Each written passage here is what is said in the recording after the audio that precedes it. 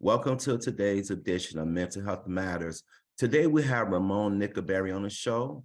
Ramon's going to talk about the family dynamics, how he grew up. So get you something to drink, get you a snack, and come on back. Good morning, Ramon, man. How you doing this morning? I'm okay this morning. Very tired, man. Was in the studio late last night, so I'm tired this morning. But I'm here. I mean, too. How you doing? I'm tired too. I'm tired, a little bit tired. Whenever the weekend is here, I always stay up late, watch movies, eat, and just enjoy my time. Not happen to go into the office, so that's just how it is, man. Yeah, I'm a night owl. I'm a night owl. Yeah. So why don't we start with you introducing yourself, man, and we will just go from there. No problem, man. I'm Ramon Nickelberry, from the Bay Area, born and raised in Vallejo, California. And, play sports all my life, did music and everything like that. Just a cool cat, man. I'm just chill, man. I'm very chill, laid back, man. I don't like drama. Don't like, negative energy around me and stuff like that. And man, I'm basically just chill, man. I'm cool. Nice, nice, nice. So you grew up in the Bay Area, Yeah. and how many siblings do you have, or how many siblings did you grow up with? Should I ask? It was just me and my sister. I have one sister, biologically one sister. And I have a younger brother and a younger sister that I haven't met.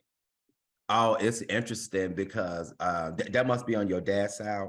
Yes, that's correct. That's the same thing with me. I actually have a sister that I've never met. She's an adult and she has children, and we've never physically met each other. And I've Yeah. only talked to her maybe like once or twice on the phone, but that's it. Yeah, see, I haven't even talked to my little brother or sister. My dad, we went out to Fairfield one time and I was supposed to meet him, and something happened. I don't remember what happened, but we didn't actually meet. So that kind of broke my heart and everything like that. But I think it's, as an adult now, before I pass, I would like to, have a relationship with my younger brother and sister. So I have been trying to, look for him and stuff like that. That's awesome. That's awesome. Yeah, my dad got two kids with his current wife. My sister, which I've never met her, and my youngest brother, I've met him before, actually twice, but the sister I never met. And it is what it is, man. So Yeah. how was your childhood growing up, Ramon? Man, my childhood was basically like any other person growing up in the hood, man, with a single parent household, broken home. Um, you know, Same thing, man. I can be honest though, that kind of it still resonate with me, and it still affects me to this day. Growing up was rough, man. Um, my biological father, he left when I was 2 years old. He used to Mm. beat my mom, and he left when I was 2 years old. My sister was born, and then my mom met another guy, and he got married, and I considered him my dad. Hmm. Growing up, that was my dad. I didn't know he wasn't my biological father until I was 12 years old. Later on, but yeah, I was molested at 7 on my seventh birthday. Um, yeah, I was molested, so that's when the sexual abuse started. And from there on, I didn't tell anybody. I Yeah, didn't feel comfortable telling anybody. I felt like, because it was an adult, yeah, so, and it I don't know, it kind of affected me and started triggers of mental illness. And like I said, when I was growing up, I didn't even know I was mentally ill, until in my adulthood. Yeah.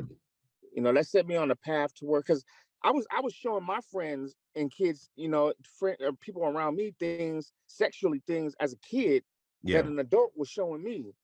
Oh, So kind of like, I'm thinking all the kids do this, you know what I mean? yeah. Like, you know, and that kind of messed me up, man, as far as relationships, even as an adult. Yeah.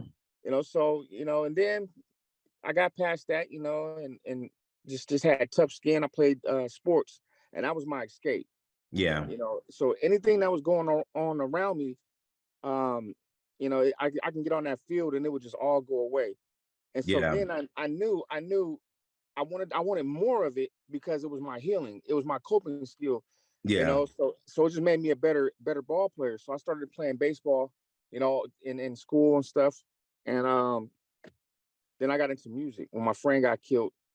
He was 14, he got killed, and that's when I wrote a song. I wrote a poem, actually, and then I turned it into a song, and everybody, liked it. And was like, "You should start rapping." So that's what got me into music. Yeah. So basically, man, just like anybody else, man, just how it is growing up with a single parent. And I grew up with my mom, my sister, and my grandma. Yeah. It was pretty rough. Seeing a lot of things, man. First time I seen somebody get shot, I was 12 years old, and me and my friends, we were playing football.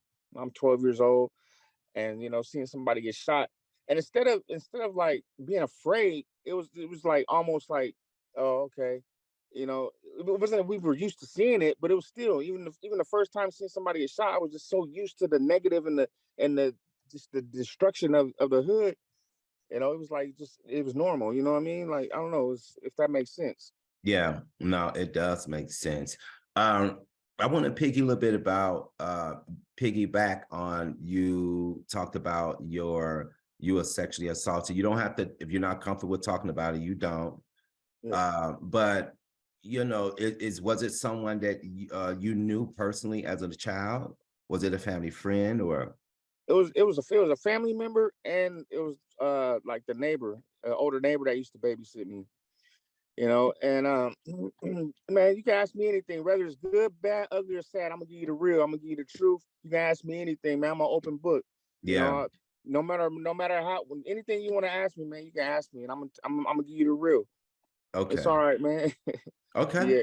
Yeah, Okay. And the reason why I want to kind of dive into this, because I think that this happened a lot within families, especially our community, African American community. yeah, And when it does happen, we have been conditioned not to say anything. And if we do say something, then the family has been conditioned not to share anything because they don't want to put anybody on blast, so to speak. yeah. So how did you deal with that? And I think you may have touched on that, but how did you deal with that growing up as you began to grow up into teenage? Because I know you talked about you felt like other kids was doing it too, because that's Yeah, where you were taught. Um, yeah. was it a one-time thing, or was it an ongoing, thing? It was an ongoing thing. A couple times, like whenever I would be babysat or whatever, things would happen and stuff like that. But to me, it was life. I Yeah, was just an adult that's supposed to be taking care of me. Is doing this to me and showing me these things. So to me, it was, I didn't know. I'm a kid. I didn't know. right. What the hell I was doing and anything. But then as I got older, I started to like almost like it, almost, you know what I mean, almost Yeah, welcome it, because I don't know, I was with an adult, so I felt almost like I got, what I'm saying, I got some kind of power over, you know what I mean, like I got some kind of authority because I'm with this adult, you know what I mean. yeah, And so things would happen and stuff, and then I don't know, it kind of messed me up, because the first time I've ever actually had sex, I went, nobody taught me about, sex ed or anything like that. Like, I wasn't in school like that learning about sex ed, and I didn't have a male figure there teaching me about sex ed or how to be a father or anything like that. So I was learning from my friends was telling me, stuff yeah, like that growing up like that, or this adult, as a kid. And it really, really messed me up as a kid. Looking now, you know what I'm saying? Now looking back, I'm like, just damn, Man, it's crazy. It's crazy because for that to be happening to me as an adult, and then for me to take that and have that a part of my life as an adult and not knowing how to love, it really messed me up. And as a kid, I just hit it. Yeah, I didn't. I just hit it because it was like I there was really no hurt, no pain from it as a kid. yeah. You know, so it's kind of different how it kind of like messed me up more as an adult than it did as a kid because I didn't know I was doing anything that I wasn't supposed to be doing really. Yeah. So this person, did you ever tell somebody about the sexual assault, or did you keep that to yourself? I kept it to myself until like my early adulthood. That going having my own, starting to have my own kids. And that's when I was like, okay, I didn't tell like my mom or anything like that. Family, I just spoke about it when people, when the subject came up, I would speak about it. I wouldn't hold it in. I would just speak about it. You know, and I don't know. So It's a did lot. It's life. Yeah, no, no, I get that. But I'm trying to figure out, like, did your family, anybody in your family ever find out? Yeah, yeah. And how did they deal with that? Like knowing you was a child and that person was an adult. Basically, it was just like they was just hearing stuff. Like I mean, like it was just another thing I would say because there was nothing they could do about it. I Right. mean, I'm an adult. I've accepted it. I moved on. I forgave them. I forgive them. I still love them. Yeah, that's right. It's I was just a kid. I have to forgive, and I have to forgive, and I have to let it go, and just keep on continuing with my life because it's not up to me. It's not up to me, to say, I don't know why that person was doing it. You know what I mean? It was an adult. I can't say why. You know, it's not my job to figure out why. Yeah, I gotta. What I need to do is figure out how I can stay strong, be stronger, and actually, speak on it, and maybe help somebody else. yeah, You know? exactly. Did you get a chance to talk to that person as an adult about what happened? No, No. Okay. no. Is that person still living? Do you know? Yeah. Yes. Interesting. Okay. I don't Wow. want to have that. I don't want to have that conversation. Like I said, people do things for different reasons. Maybe it happened to them as a kid, and Right. I don't know. I don't know. That's not my job. My job is to make sure that I'm okay and to turn a negative into a positive. You know what I mean? Because I'm not perfect, Yeah. but that's all I can do, man. It's bigger than me. You Yeah. know. Yeah. When you well, first of all, I want to congratulate your attitude because Thank you. I feel like you have made the choice to move on and forgive that person and just kind of not allow that to dictate your life or your future and your dreams and your goals for yourself. So I do commend you on that. A Thank lot you. I of people are appreciate not, that. yeah, a lot of people are not able to transition from a traumatic experience like that into adulthood and make that decision to just move past that, you know. But So but you know what? But it's outlets like this and people like you that makes people like me comfortable to be able to say something. You know what I mean? So I commend you for that, and I thank you for that, for giving me a voice, basically, to let yeah, me, man, get my story out there and things that happen to me that I can probably be able to help somebody else and give them a tool or something that they may use. So I want to thank you for that, as well. absolutely, So, absolutely. but go ahead. Um, when you so you are a father, right? How many children, kids do you have? I'm not sure they're adults now. Yeah, they're adults. I got two boys and one girl. So when you start to have your own family, did your experience play a role in how you parenting your children? Meaning that did you feel like you had to protect them, or feel like you had to really make sure the people that was babysitting your kids were really not, you know, potential to do stuff like that, or you just like, it's over with? Well, it was like I was in my at the time, the mother of my kids, she was working at the time, and I wasn't working. I was at the house. So I would always be Okay. with my kids, so I had that, that was a blessing. But I nobody really babysat my kids. She was the mother of my kids wasn't like that. She was, Okay. it's gonna be family, people that, her mother would babysit them or whatever if I couldn't, but I was always with my kids, you know what I Yeah. mean? So, but I was very protective, but at the same time too, being the way that I grew up though made me just let my kids do spoil my kids. Yeah. They do whatever they can do whatever they want. You know what I mean? Long as they running around playing in the house, they can do whatever they want. They can eat candy or whatever they want. As Yeah. far as that aspect, because I had it rough. I was deprived as a child, but in the sexual abuse, yeah, it definitely made me protect my kids more and take them under my wing and have them under my wing more. That's awesome. That's awesome. So did you come from a two parent home? No, like I said, when I was 2 years old, my biological father left, and he wasn't in the Okay. picture until I was like 27 when I met him again. But the guy that raised me, that I grew up with, saying that's my dad, I didn't find out he wasn't my biological father until I was 12 years old. Now that traumatized me. Yeah. That traumatized me bad. He's my hero. He's my hero. So I felt like he let me down by not. I felt like at 12 years old, I was mentally prepared to handle it, knowing that this time I wasn't. So Right. they were just trying to protect me, but I felt like I don't know. I resented them for that. There Yeah. was some resentment there because they should have. I felt like they should have told me I could have handled it. So did you feel like rejected knowing that your biological father had left and this man, which was your stepfather, was not your biological father? But I guess my question, did you feel rejected by your biological father for not hanging in there or try to build a relationship with you as being his son? Not at all. Not at all.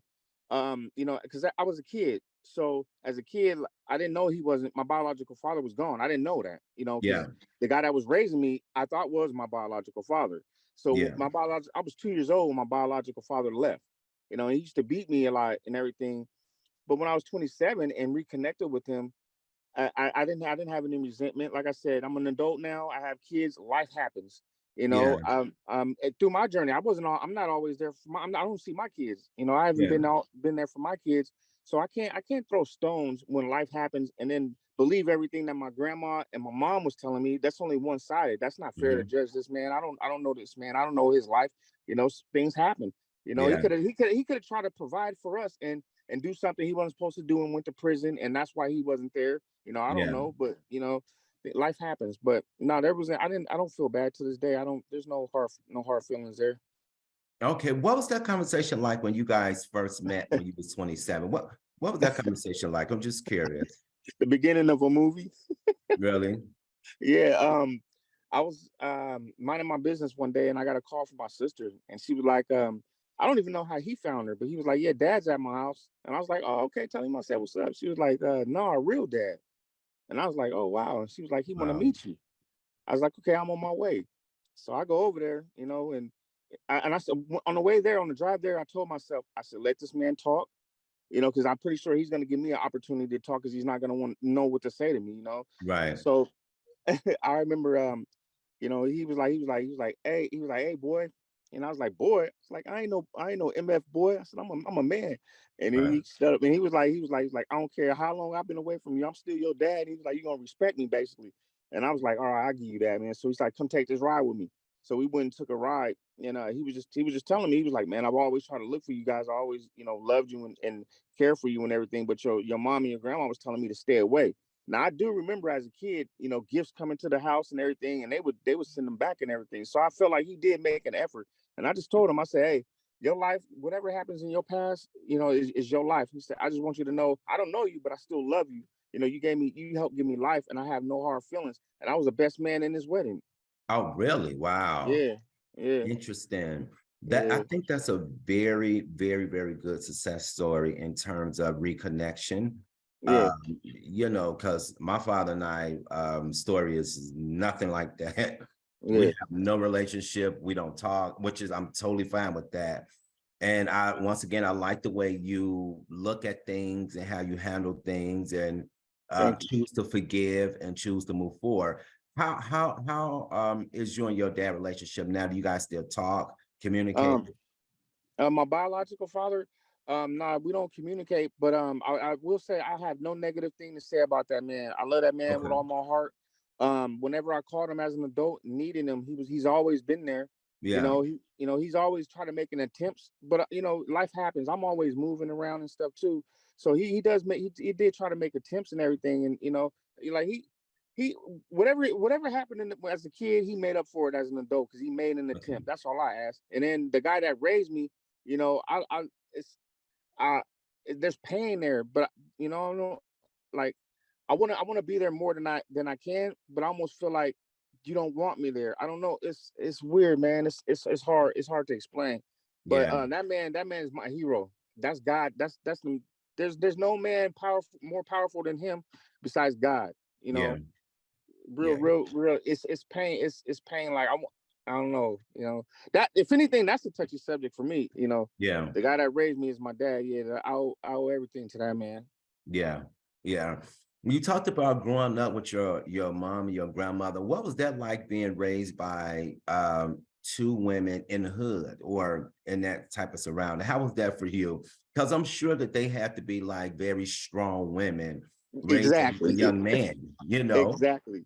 Yeah. But two strong black women, stern, in their ways, trying to teach, a young boy in that environment to not be in that environment, but you're secluding him from the environment Hmm. is kind of you got to let that man go out there and experience the things that a boy's going to experience. And you can't Yeah. shelter a boy all the time because you don't know what he needs to act. He needs to feel that pain. He needs to feel defeated as a kid so he can be stronger as a man.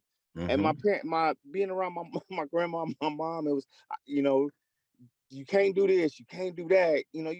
That's what females don't do that. Little boys go out there and do that. Play Right. football and all this, fighting and all that. You know what I mean? It's kind of they kept me sheltered. Mm. So yeah, I don't know. It kind of made me soft as a kid. Yeah. Yeah. If I should say. Yeah. So did you find yourself like sneaking around doing stuff? May sneak out the house, going to parties and I was just always sneaking. I was yeah. always sneaking around. Till this day, I love my privacy. I'm a sneaky person because I Yeah. don't like I don't like I don't like I don't like people in my business, but yeah, I don't like to be in people business either. I don't like to know about what's going on out there outside my bubble, really, because it's none of my business. And Yeah. if you hear a lot of stuff. It's so many adults out here that's doing so many childish things and everything. And I just don't want to be a part of that. I did that as a kid. I want to move on and be positive and be a positive, influence in mental health in the mental health community and everything. So it's it was tough, being raised by two women that didn't know how to raise me. You know what I mean? Yeah. Yeah. My mom was broken herself. My mom was broken herself. You Yep. know? I 100% agree. And very similar story.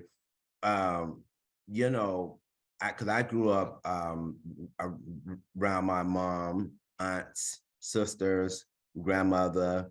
I had uncles around, but they were more stronger, Yeah, within the family. The women has always been like the dominant force in our family. yeah, yeah, But even with that, I found myself wanting to get out there and make my own mark in the world. yeah, A lot of physical abuse from my mom, a lot of physical and yeah, mental abuse from my mom. And I think she realized, we had this conversation one day as an adult. I think she realized that the life that she was providing for me, I didn't want that life as an adult.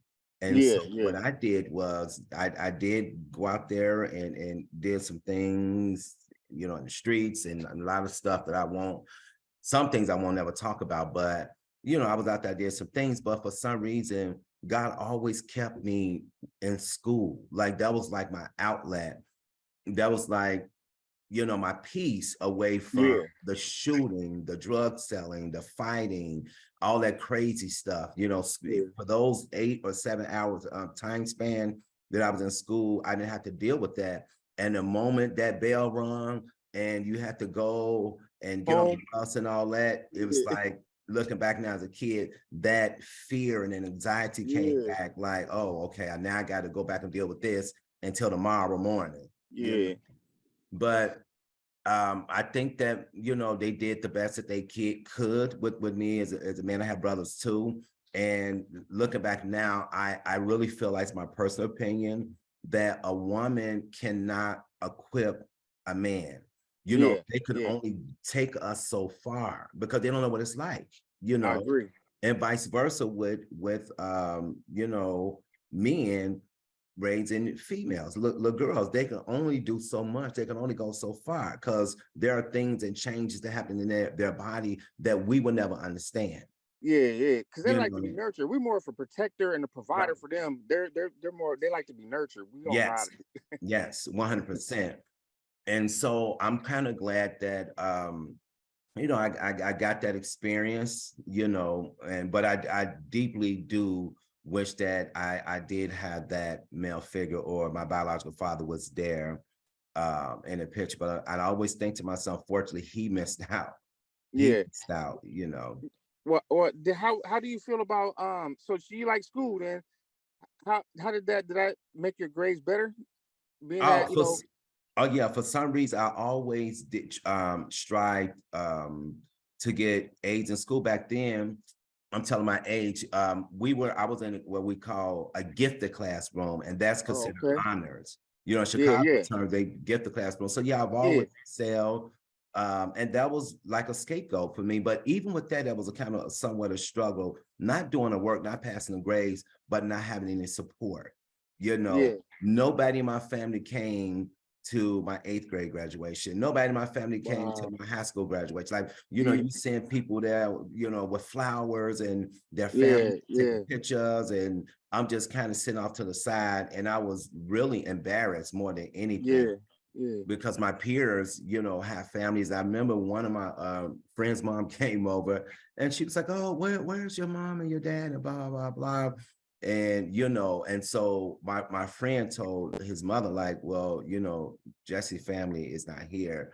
And it was just, it was, you know, but Yeah, it caused me to be stronger as an yeah. individual, as a man, you know, and those things made me the man that I am today. That's crazy. It's a lot of similarities in your life. Is we have a lot of similarities in our life. It's the same thing. Like I only graduated once, Yeah. and that was from junior high to high school, and it was because I was moving from California to another state, and out there the school system was different. So, in California, I was in the eighth grade going to the ninth, so I would have still Mhm. been in junior high, but out there I was in high school. They high school started in the ninth grade. So out Uh-huh. there, everybody else already graduated, going to high school. So I was like, oh, I missed out on the graduation because I'm in California. I'd still been in junior high. So I didn't get to graduate to high school. It's like in the ninth grade I was already in high school. So I only got to graduate once. Yeah. And my mom was there, but other than that, I've never had support like that as far as my games and stuff. I never had support like that either, and it does make us stronger. And that's why I want to ask you, do you feel, looking at it now, are you more thankful that you had that fear of being at home because it made you excel in school, or Yeah. do you just Yes, absolutely. 100%. Because what it did was it gave me something to compare in terms of what worked for me, even as a kid. You know, I knew that I did not want the life that my mother was providing for me, because she couldn't provide, um, you know, more than what she was able to provide for me or give me, because she herself, she wasn't educated. yeah, She was on welfare, and not to, you know, say that's a bad thing, but for me, I didn't want those things. I didn't want to, as an adult, have a house that I was living in where I had rats and roaches. And you know, we grew up like my mom had her own bedroom, and then it was another bedroom. Then you got 5 kids, including myself, sleeping in one bedroom, you yeah, know, and we are piled on top of each other. And when you sleep, your brother or sister leg may be on your leg, and you may think it's one of your siblings, but in fact, it's a rat, you know. yeah, And so I could never, ever, ever, ever, ever sleep comfortably because I was too worried about a rat or a roach crawling on me. But my yeah, siblings, however, they, you know, they can go sleep at the drop of a dime and be okay with it. And I would be like the the watch person. I'll be swatting roaches off them, got a shoe and throwing it around. Yeah, It was crazy, you know. yeah, But that was all she can afford. But for yeah, myself, and then my mother would tell you this too, because she would always say, you know, you was like the only one of my kids, like you were just not comfortable with just the way you grew up, and I wasn't, you know. And so I think that's probably why I am today, and you know, my family siblings are where they are today. But I just, you know, I just wanted something better for myself, for sure. yeah. See, So it's kind of crazy because like things like that in my life, I kind of like looking at it now. I'm like, I'm kind of glad that that kind of happened because I'm this way now, or I think this yeah, way now, and it's better, it's more healthier for my life now. yeah, So that's yeah, man, that's cool, man. That's cool, man. That's good to hear, man. You know, like somebody else was going through the same thing, or somebody understands where I'm going through. It makes me oh, comfortable. It makes me comfortable, you know, talking to you because you get where I'm coming from. You've oh, been through it too. 100%. You walked in my shoes too. So man, Yes. that's powerful, Jesse. Yeah, 100%. Let's switch gears a little bit. I want to talk about the actual neighborhood, you know, the Okay. environment, meaning the environment the neighborhood grew up in. I know you kind of talked about, you know, I know you said you had went to jail and all that in a Yeah. previous interview. So when did you start hanging out in the street? At what age did you start to kind of get out there and get your feet wet in the street? Like about 13, 13 Okay, and 14. Um, 14 was when I usually when I would just go. I wouldn't, you know, I didn't have to ask my parents, you know, where I could stay out. I could do whatever I want at 14. I could stay out as long as I want. I could have girls stay the night. You know, I was having girls stay the night at 13. But wow, yeah, but I would go do whatever I wanted, man. I was basically an adult. Who's gonna? There was nobody there to stop me from, you know, doing anything anyway.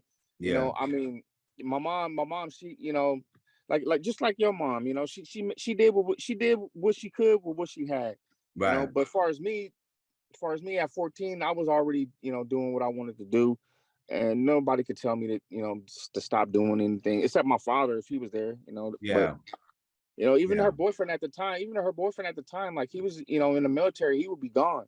So I wouldn't be at the house. I would always just be gone. yeah. And what Yeah. were some of the things that you was doing when you was away from the house? Were you like in a gang? Were you out selling drugs? Like were you Um, banging? I try to be. I'm not a gangster, and I learned that very early.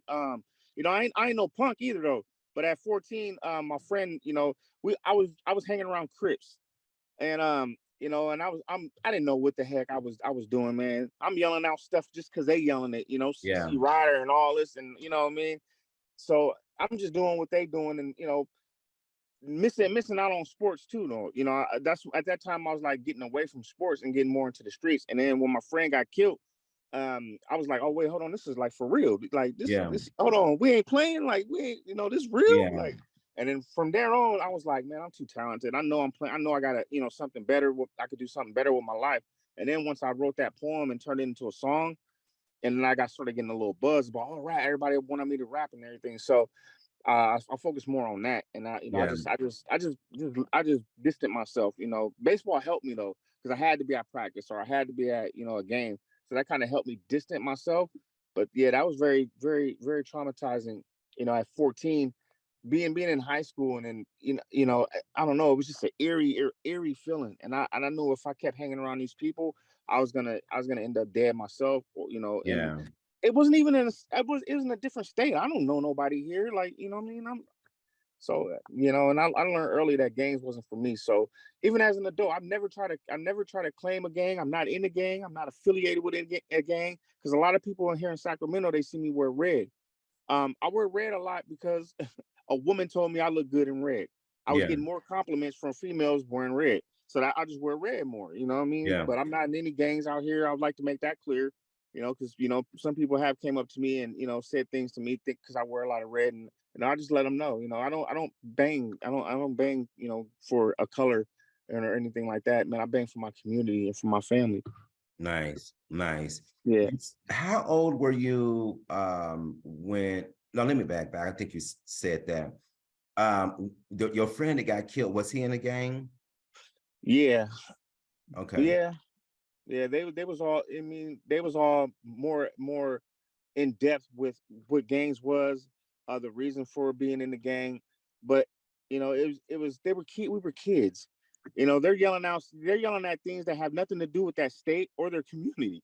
Yeah, They seeing other people do it. So, you know, I mean, it was real though. yeah, We was getting, it was shootings and things like that. But because we had a club that we used to go to. It was 18 and under, and it was like a club, like a real club.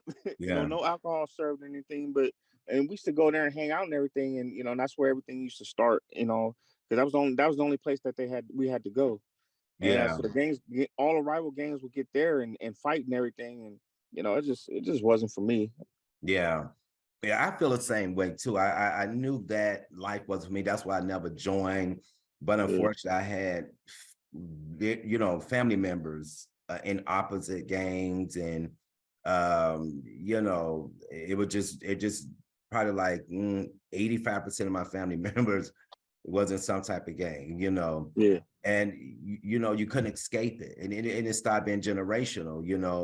Uh, yeah, like my brothers, them, and um, their, you know, uncles and cousins, and it was just what it was.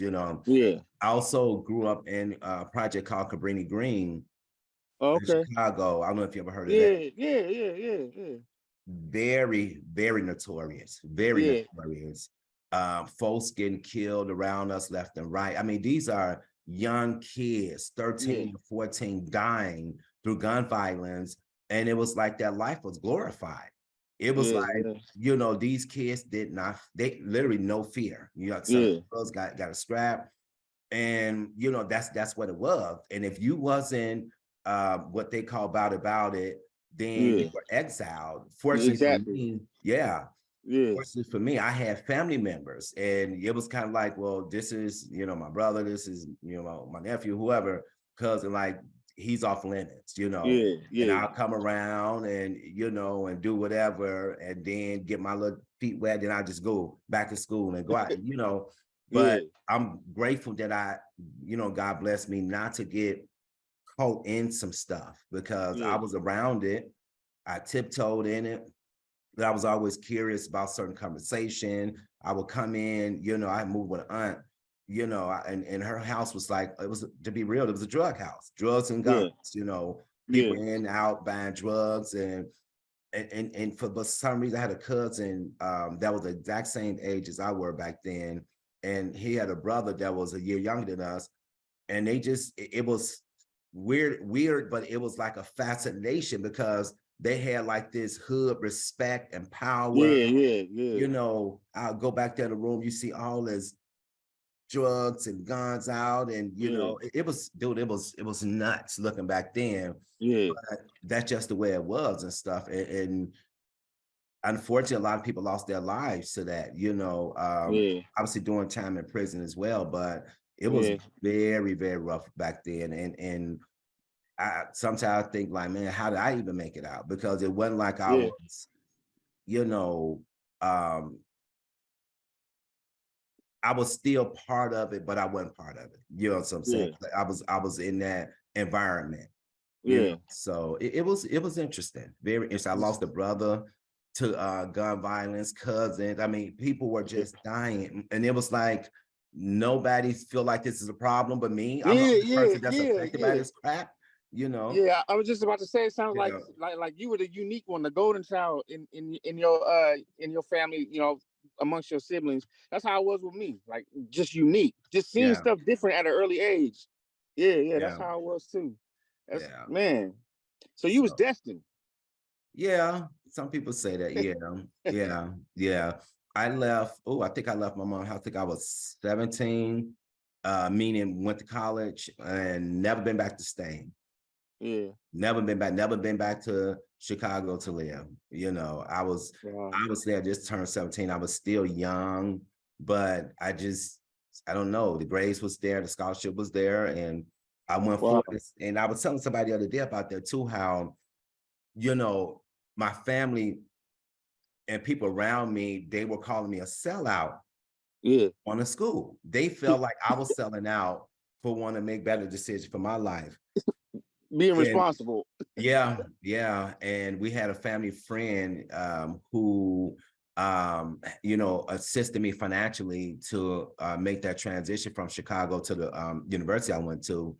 And my family, they was drinking and doing all this crazy stuff the night that I left, and no support once again. And this lady, she's older, she's came over. She was helping me. She had bought me a trunk, bought me how like toothbrush, toothpaste, soap, deodorant, and I was just on my way. And I remember my mom coming out there because she was the lady was coming to pick me up to drop me off at the bus station. And I remember my mom coming out there. She was super intoxicated, and she was like, "Oh, you leaving us, and you know better than the rest of my kids and all this stuff." And at that time, I had clocked out mentally Yeah. from the trauma that was caused by my family. And so, yeah, she pulled up, dropped me off at the bus station. And ever since then, I've never been back to state. But Mm.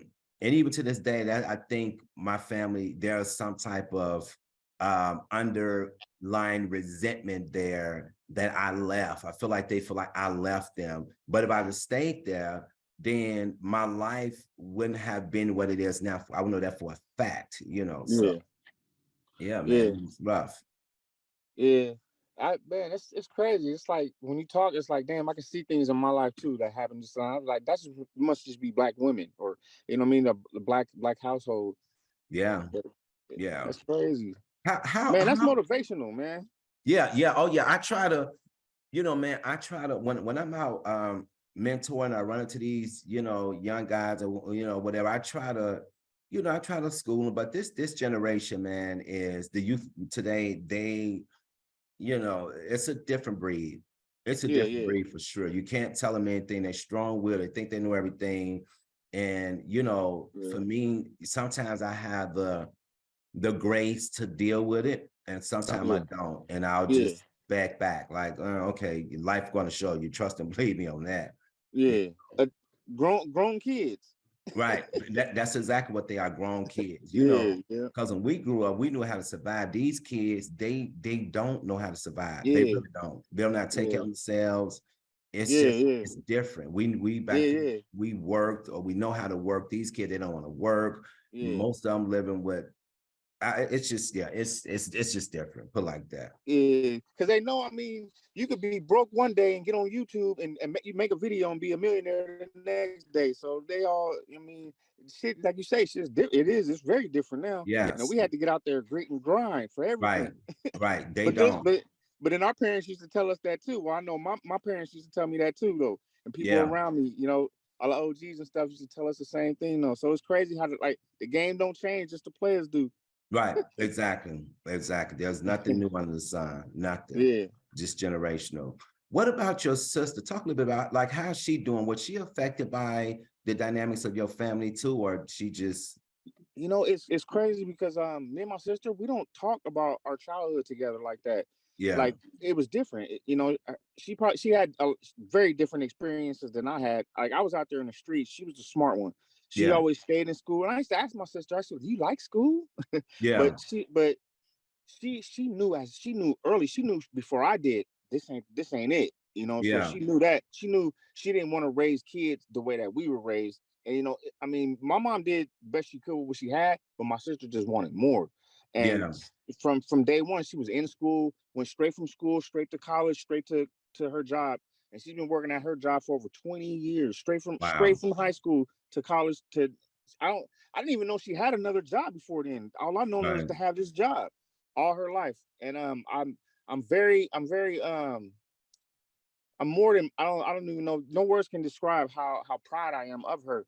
And I should be, she knows it, but she's the leader of the family. She, you know what I Yeah. mean? She's the mold of our family right now. She took that when my grandmother passed away, she basically took that role, like all the functions out at her house, and she's, I'm probably very proud of her. She's good, man. She's Yeah. no trouble, no nothing. Yeah. Is she down here in Sacramento? She's in the Sacramento area. Okay, that's good. Yeah, Are you guys close? yeah, Yeah. I think it's interesting how how you say you guys don't talk about your childhood, and it's like that with me and my siblings. But I'm the one that don't mind having that conversation. I will bring stuff up, and they don't really have a conversation. They don't know what to say. Like it's quiet, or it's awkward for them. But me, I'm very vocal about, because I know what happened with me. I know what happened to Yeah, me. I yeah, know yeah, how my childhood experience was. And even though we grew up in the same house, I think that their experience was definitely a little bit different than mine, for sure. yeah. And part of the reason that they was okay with some of the stuff that was going on makes our childhood different, because I was never okay with that. Yeah, Coming in from school, and just it was always a party. Everybody drinking, or people yeah, doing cocaine. I mean, it was just always something at the house, always something. yeah, yeah. And I remember me want to come home where it was just like no partying. You know Hmm. what I'm saying? But you know, They're so gonna turn up some way, huh? oh yeah, they're gonna turn up. That's They crazy. still turn up today. They gonna so you got niece and nephews turning up like the way the family did, Yeah, when we were growing up and stuff. So it's just it seems to become like more generational and stuff. yeah, I try to talk to my nieces and my nephews, but sometimes, not all of them, because I do have one, two, like three of them that is not a product of the environment, like 100%. They're, yeah, in school, but it's rough, man, when you have your authority figure or your heroes cut from that particular cloth, you know. yeah, yeah, definitely. And that's how it was. Like to touch on what you asked about my sister, and how with her, um, I don't even think she knew. And like to this day, I don't know if she knew that my mom was on drugs. Like Yeah, she was just, or she acted like she didn't know, because for her, she was more happier as a kid. She was more happier than I was. Things were more normal for her. Because she yeah, was sheltered. She was protected by a lot of stuff that was going on too. I didn't want her to see. I don't even think she know I was out there like that. yeah, And so it's, and I mean, that probably had a lot to do with you know her motivation for life too. yeah, Besides seeing that she wanted better for herself. But I never asked her that. I should ask her that. But yeah, yeah, it's we never talk about it. yeah. Do you have friends that back then that you saw that was experienced a very similar life that you was experienced?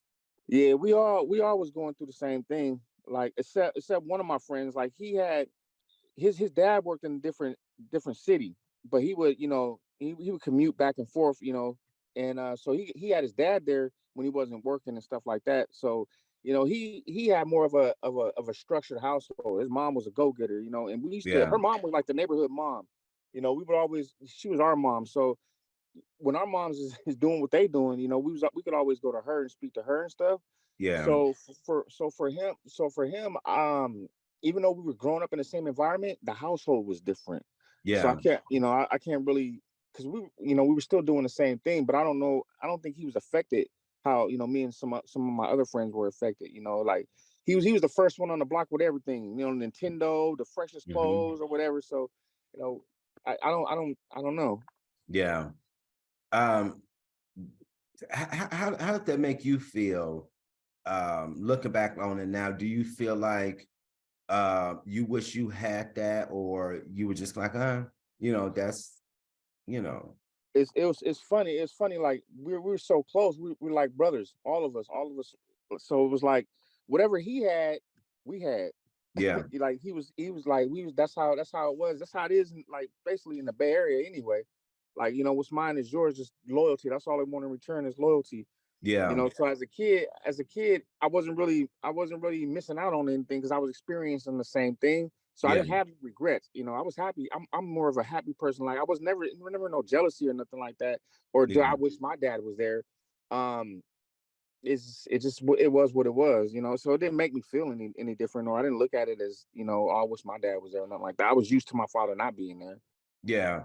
Do you feel like when you come from a dysfunctional family, that your family or your new family tend to be people that you bond with outside of your bloodline, like your peers. Do you feel like they like become your family because you start to build a better bond, relationships?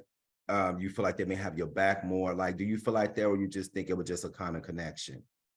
I have closer relationships. Like but like my main circle is there. You know what I mean? Like it's just me, my mom, my sister. Basically, that's basically all it is. And then my family scattered around. But there's there's outside influences have structured me better for the person that I am now. But more recently, like if I would my brother, he gives me advice, and that's about the only advice I'll take from anybody in the family. Like I listen to what my sister has to say too, and it's only because of what they say. When I apply it to my life, it actually get healthy and positive results. So outside when people on the outside of the family try to talk to me or give me advice or anything like that or anything, I tend to listen more because Yeah, because it's from the outside. They don't really know me like that. It's from the outside looking in, so there's no prejudgment really, or yeah, what I mean. I don't know, it's weird if that makes sense. yeah, yeah.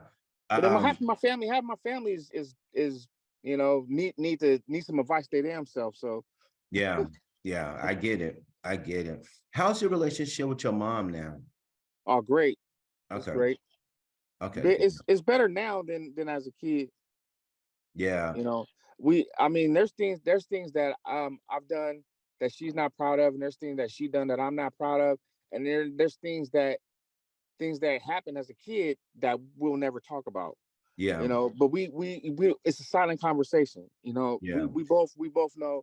I know she feels bad about things, and she knows that I may be embarrassed or ashamed of things that happen, but I'll never speak on them. It's just, it was what it was. She had to do what she had to do to survive. I had to do what I had to do to survive, and yeah, we had to work together sometimes as a kid for us to, you know make the best decision for me, her, and my sister, and it wasn't always the right decision. yeah, yeah. That's why I love hearing stories like this or talking about stories like this from people like you who did not grow up with a golden spoon in your mouth. Yeah. You come from a struggle and you allow that to kind of be fuel for your fire. And now you're in a position like doing stuff like this or rapping where you want to get the word out, so to speak, and make a difference in somebody's life. That's what it Yeah. comes down to for me.